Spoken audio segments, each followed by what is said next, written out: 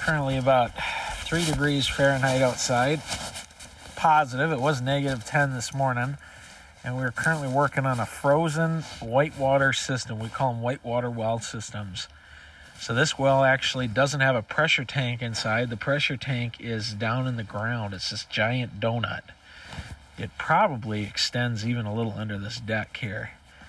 And then there's air. There's no bladder like a normal pressure tank, but there's air here on this 2-inch dong. That's where your pressure switch and your air Schrader valve is there. And what happens is eventually if water gets up in here, it'll freeze. The benefit to these systems was, you know, if you were drilling a well out in the middle of a farm back in the day and you didn't have a house to keep a pressure tank warm, you could use this kind of system. And as long as that dong is full of air, it doesn't freeze. The issue on this one is the Schrader valve. The core in there was bad. It was leaking. And that caused that air to eventually go, and then it got replaced with water, and then it froze. So right now, I'm just filling it up to drain the water out of the tank. I gotta keep replacing the water in the tank with air.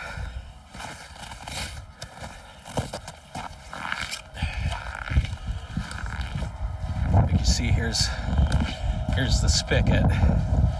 Now I'll pump it up with air again. Whew. Almost biffed it. And we're just going to keep doing this until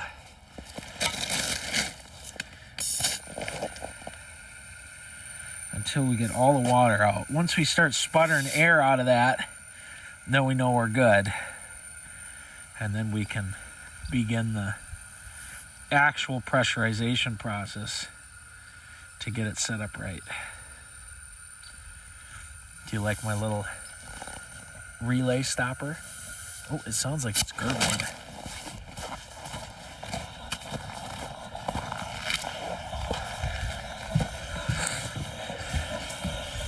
Okay. We're going to shut that off. So that's telling us that all we're doing is pumping air now. So now we're going back over here. And assuming that the faucets are off inside, I'm now going to pump this up. Now, when we pump them up, we pump based off of the pressure switch set points. So the set point on here, you can see it up in that upper right-hand corner. The 40 is the cut on. So I'm going to pump it up to about 35. I want to be lower than my on point in general. So we'll see. It's going to take a little bit of air. I might have to kick the air compressor back on here, but hopefully it'll fill her up. Think of this thing as like a giant, almost like a tractor tire. It's that big. It's got that capacity. So I'll have to plug it back in.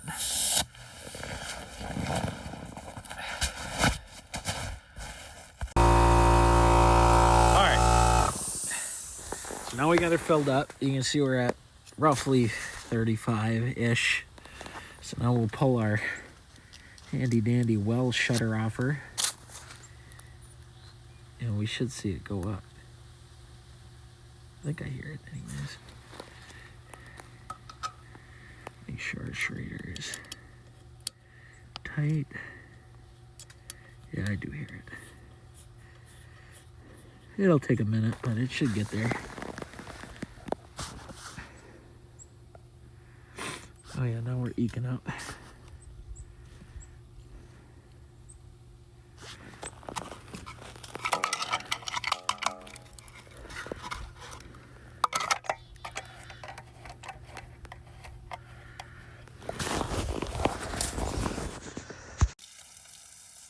Anytime we drain a pressure tank, we always want to bleed it out. If you're going to have a bunch of yucky water, you can see how brown that is.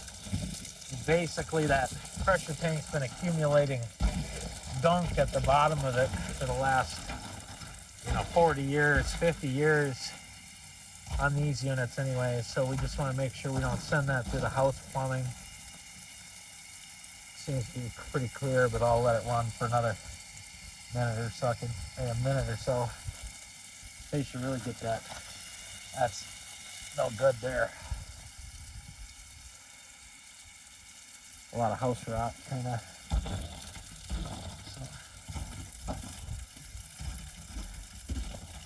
There's going to be a little air too, and we're going to warn the customer that it will probably sputter for a bit.